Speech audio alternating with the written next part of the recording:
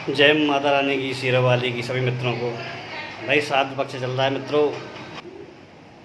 दोस्तों आपका आज का टॉपिक रहेगा पितृ पक्ष में साधनाओं के लिए। थोड़ा ये टॉपिक रहेगा, थोड़ा कौन सी साधना इस समय सूट करती है आपको।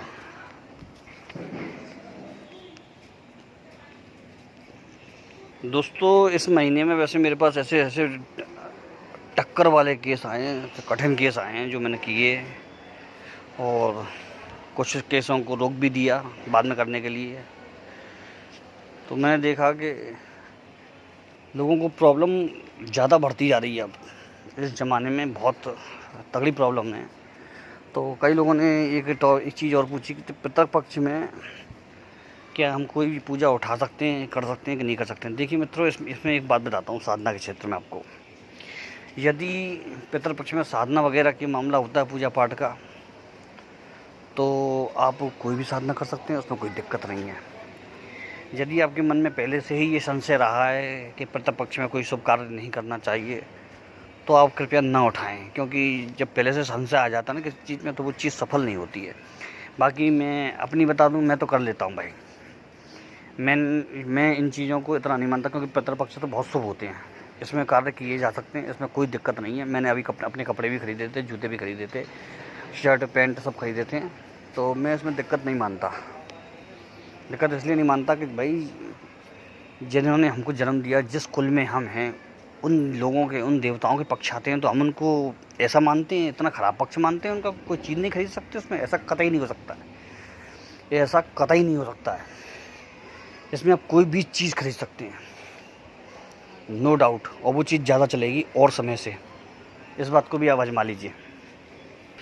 पितृपक्ष में लोग क्या करते हैं कि मना करते हैं घर में खरीदने से, ये मत लाओ वो मत लाओ। देखिए क्या आप मुझे एक चीज़ बताइए, घर में कोई चीज़ की ज़रूरत पड़ती है, क्या आप वो सामान वस्तु नहीं लेते? आप खाने पीने का सामान नहीं लेते, या कोई ऐसी चीज़ नहीं लेते जो बहुत इम्पोर्टेंट है?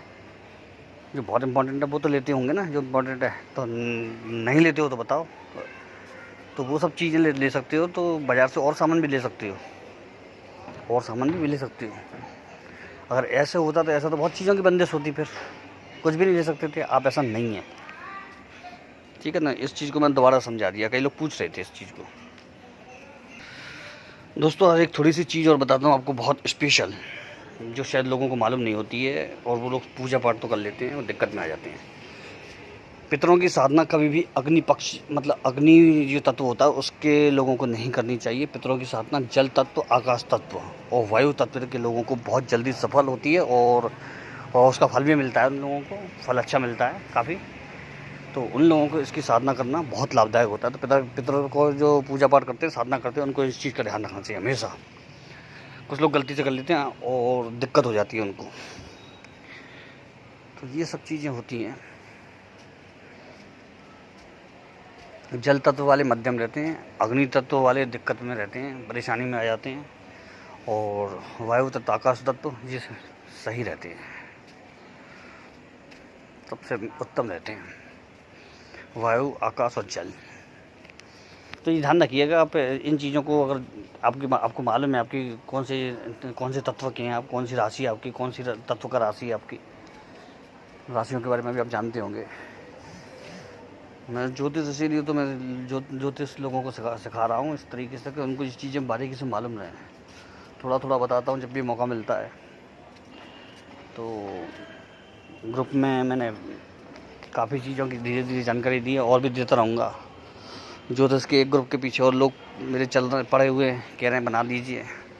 नंबरोलॉजी में भी एक विशेषता ही है मेरी, क्योंकि एक नंबर से पूरा भविष्य मालूम पड़ जाता है लोगों का, जो मैं जिस हिसाब से मैं बताता हूँ। तो देखिए बनाऊँगा ग्रुप, शायद श्राद्ध के अंदर ही अंदर बना लूँगा।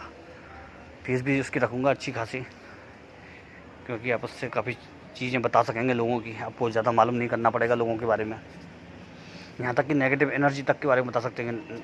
अंक से नेगेटिव एनर्जी के बारे तक बता सकते हैं आप। तो चलिए, मैं कुछ लोग कहेंगे कि तत्व कैसे, तो वही तत्व, हर व्यक्ति के तत्व अलग होते हैं।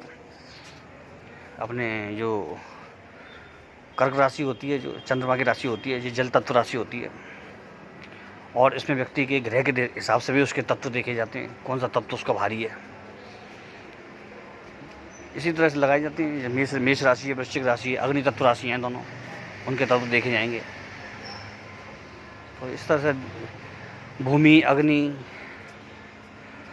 सूर्य राशि है। भूमि अच्छा एक बात और बताऊं, मेष राशि और मतलब वृश्चिक राशि मंगल की, ये अग्नि तत्व के साथ साथ भूमि तत्व भी होता है, मतलब पृथ्वी तत्व, ध्यान रखिएगा। क्योंकि लोग इसमें एक ही तत्व लगाते हैं, कोई पृथ्वी तत्व लगाता है और कोई लगाता है इसमें अग्नि तत्व, जबकि मैं जानता हूँ इसमें दोनों तत्व थोड़े थोड़े समाहित होते हैं। अब कुंडली के ऊपर होता है कि कौन सा ग्रह बली है, तो उसके हिसाब से उसका तत्व देखा जाएगा, बली बनाया जाएगा, मतलब प्रमुख। तो ये सब चीज़ें बारीकी से सीखनी चाहिए लोगों को। आज के ग्रुप में, आज का ग्रुप में टॉपिक मेरे यही रहेगा, राशियों के तत्व। तो मित्रों एक चीज़ और आपको समझाऊं कि हम जैसे कभी कोई चीज़ करने जाते हैं, अब समझ लीजिए ये तत्व का या ये सब चीज़ें विधान कैसे मतलब बैठता है, मतलब कैसे बैठता है, इसके पीछे कोई विशेष वो नहीं होता है, कोई चमत्कार नहीं होता है।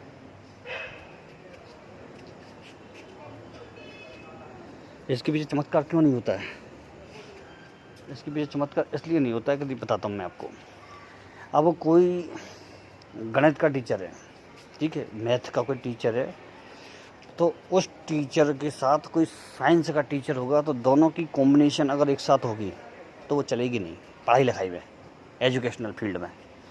लेकिन दोनों मैथ्स के होंगे या दोनों साइंस के होंगे, तो उनकी जो कॉम्बिनेशन होगी, उनकी अंडरस्टैंडिंग होगी, वो बहुत बेटर होगी, मच बेटर।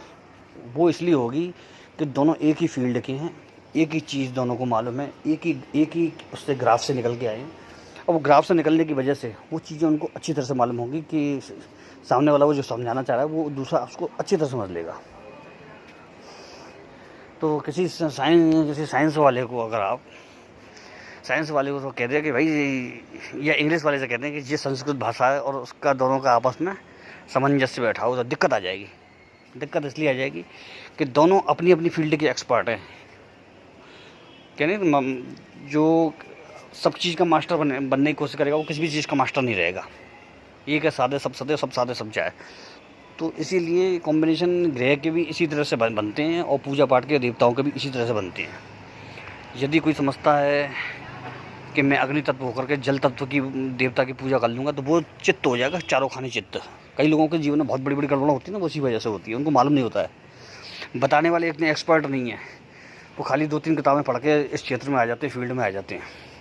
मेरे पास कई तो ऐसे मतलब लोगों की शिकायत आई हैं कि उन्होंने बताया कि हमें मंत्र बता दिया गया किताब से, लेकिन बोल करके बताने की बारी आई तो वो बोलना ही नहीं जानते, मंत्र को बोल ही नहीं पाए उसको। जैसे किसी ने हनुमान गायत्री बता दी तो वो हनुमान गायत्री उसने लिख करके डाल दी, लेकिन जब बोलने की बारी आई, बोल के बताई, तो बोलने में वो शब्द ही नहीं समझ में आए उनके कि हनुमान गायत्री है कि कौन सी गायत्री है। तो ये चीज़ें होती हैं, वो समझने में आती हैं। जब वो समझदार होता है, वो इन चीज़ों को पकड़ लेता है, समझ लेता है कि हाँ कोई चीज़ जानकार है। अनाड़ी लोग थक जाते हैं, धोखा खा जाते हैं, क्योंकि उनको मालूम नहीं है कि क्या जानकारी है, क्या है ज्ञान, ये क्या चीज़ बताई गई है। अनाड़ी लोग भाई पहला नया बंदा फील्ड में आएगा तो उसको क्या मालूम होगी, कुछ मालूम नहीं होगी उसको, वो दिक्कत में आ जाएगा। क्योंकि उसको जो बेसिक नॉलेज है वो नहीं होगी, उसको ABCD नहीं होगी, उसको A E U A I नहीं होगी, उसको खाली यही होगा कि मुझको ये चीज़ करनी है। अब उसको ये नहीं मालूम होगा इस चीज़ के पीछे होता क्या है, इस चीज़ से होता क्या है, इस चीज़ को किया कैसे जाता है, इस चीज़ का करने के बाद अगर दुष्परिणाम या दुष्प्रभाव होता है वो क्या होता है। वो चीज़ें बेसिक नॉलेज में आती हैं जो आपको शुरू से सीखनी होती है, तभी समझ में आता है। तो वो सब चीज़ें समझ में आती हैं तभी आएंगी जब आप उस चीज़ को बहुत शुरुआती स्तर पे, मतलब छोटे से स्कूली स्तर पे, नर्सरी स्तर पे शुरू करेंगे। जैसे कि मैंने की और उसके बाद गुरु मिलते चले गए। हवा में उड़ने की कोशिश नहीं की। हवा में उड़ने की कोशिश करोगे तो गिर जाओगे इस जगह पर, क्योंकि पैर तो ज़मीन पे रखने पड़ेंगे। ज़मीन पे पैर नहीं होंगे तो गिर जाओगे, क्योंकि हवा में आदमी तब तक ही उड़ सकता है जब तक उसमें दम है, उसमें उसके पंखों में जान है। पंखों में जान नहीं होगी तो वो ज़मीन पे गिर जाएगा।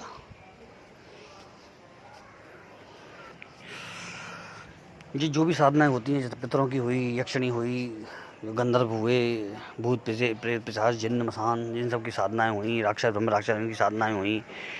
कहते हैं ना, जिसको भजोगे उसी के लोक में जाओगे, तो वो निश्चित होता है। क्योंकि याद रखिए, सूक्ष्म या छोटी विद्या करने वाला छोटे उसमें ही चला जाता है, योनि में ही चला जाता है, और उस योनि में फंस करके वो भटकता ही रहता है। तो इसीलिए मैं कभी भी किसी को छोटी उसकी साधनाएं नहीं बताता, चीज़ें नहीं बताता, क्योंकि वो आपको जीवन में दिक्कत आए तो वो मुझे मंजूर नहीं है। मैंने एक तो आपको चीज़ बताई, उसमें भी आप उसमें फंस के रह गए, तो मैं छोटी चीज़ों की चीज़ें बताता ही नहीं हूँ, केवल जानकारी दे देता हूँ।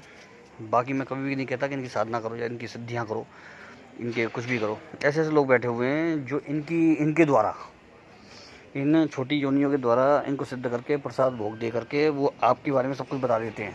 ऐसे मैंने सैकड़ों लोग देखे, सैकड़ों लोग, एक नहीं सैकड़ों लोग बता देते हैं। लेकिन जब कोई काम फंस जाता है, बड़ी चीज़ फंस जाती है या बड़ी क्रिया फंस जाती है, तो वहाँ वो फेल हो जाते हैं, वहाँ उनके पैर उखड़ जाते हैं।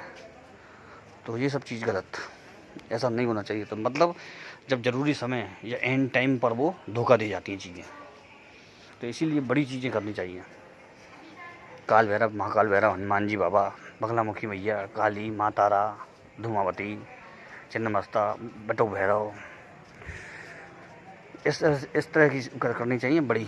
भगवान कृष्ण, विष्णु भगवान, हनुमान जी महाराज, गणेश जी बाबा, इस तरह की करने चाहिए।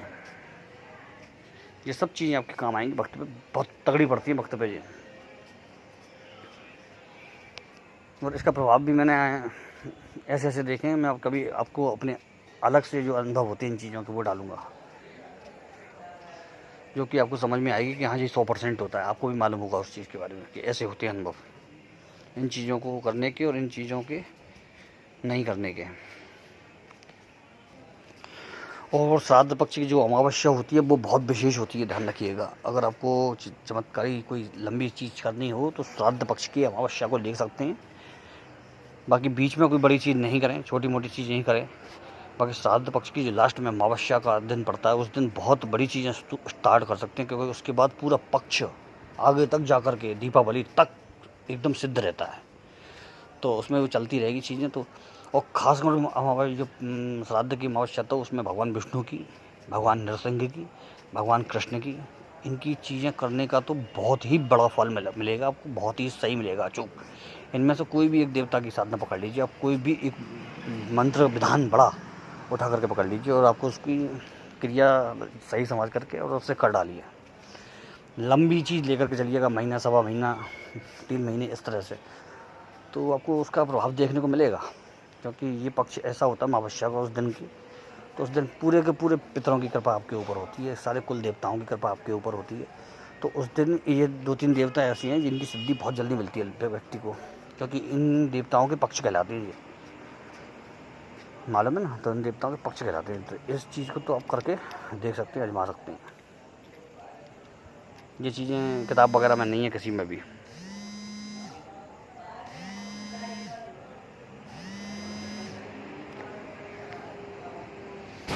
चलिए मित्रों, बहुत कॉल आ रहे हैं। जय माता रानी, जय माँ भवानी। मिलते हैं एक ब्रेक के बाद आपसे।